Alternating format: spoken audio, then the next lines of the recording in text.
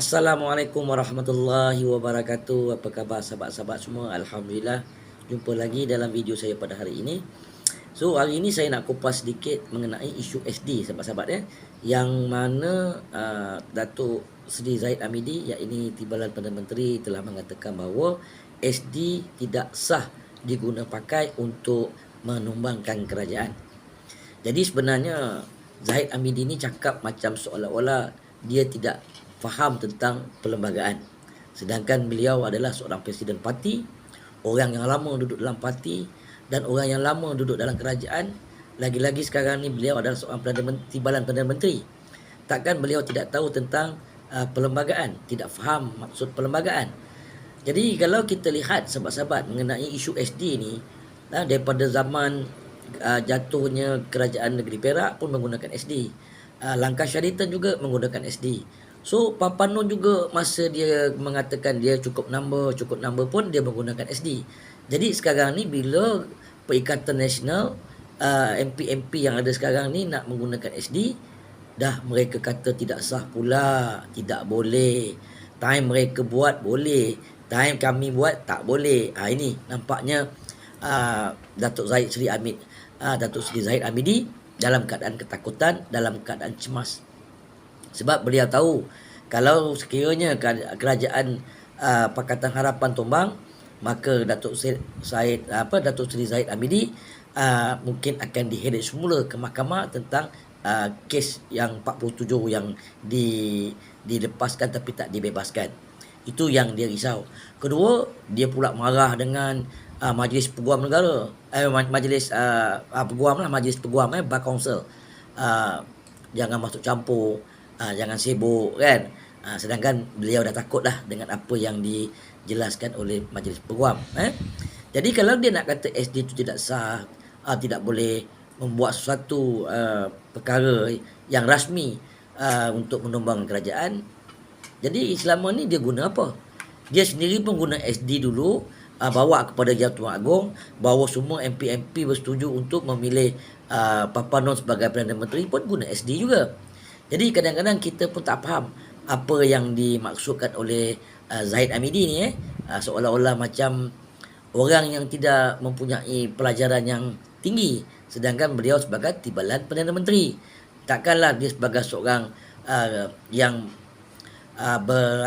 berpelajaran tinggi, seorang yang duduk dalam kerajaan di peringkat tertinggi, tidak memahami perlembagaan. Jadi sebenarnya sahabat-sahabat, apa yang mereka mainkan ini adalah satu persepsi. Apa yang mereka mainkan ini adalah untuk spin. Apa yang mereka mainkan ini adalah untuk membuatkan rakyat pening. Sebenarnya mereka dah tahu mereka dia tidak mempunyai sokongan daripada MP-MP. Itu sebab mereka terpaksa membuatkan propaganda. Mereka terpaksa memainkan persepsi supaya rakyat akan menganggap sesungguhnya Pakatan Harapan masih lagi kerajaan yang strong, kerajaan yang hebat. Kalau kita lihat, mereka lagi gelabah daripada pemimpin-pemimpin Perikatan Nasional. Jadi itu sebab saya nak nasihatkan kepada semua sahabat-sahabat saya dan rakyat di luar sana, jangan termakan, jangan terpengaruh dengan apa kenyataan-kenyataan yang dibuat oleh pemimpin-pemimpin Pakatan Harapan. Lagi-lagi daripada Papa Nun ataupun Zahid Hamidi, dan juga daripada cyber trooper puak-puak Pakatan Harapan.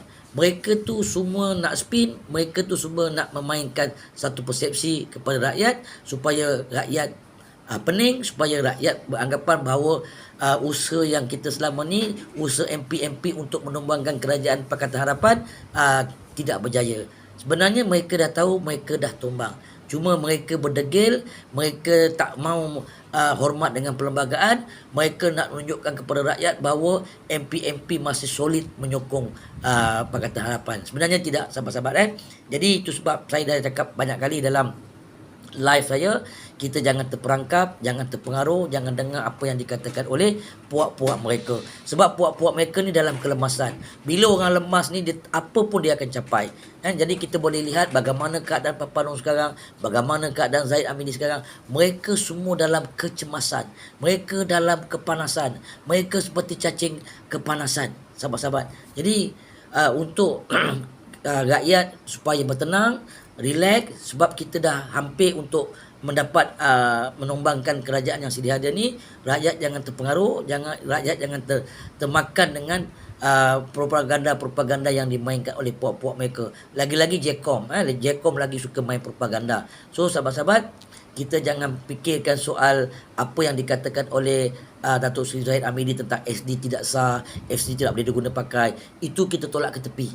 Segala-galanya telah diatur dan segala-galanya jalan dengan lancar, sebab mereka saja yang sekarang ni terkapai-kapai kelemasan. Jadi seronok juga nak tengok mereka punya game, seronok juga nak tengok mereka punya gelabah, seronok juga nak tengok mereka punya lakonan. Jadi apa yang kita lihat sekarang ni, bahawa mereka dalam keadaan yang amat-amat cemas, amat-amat menakutkan, dan mereka dalam keadaan yang tak tentu arah, tak tahu apa yang mereka boleh katakan. Hanya mereka main dengan persepsi, hanya mereka main dengan propaganda.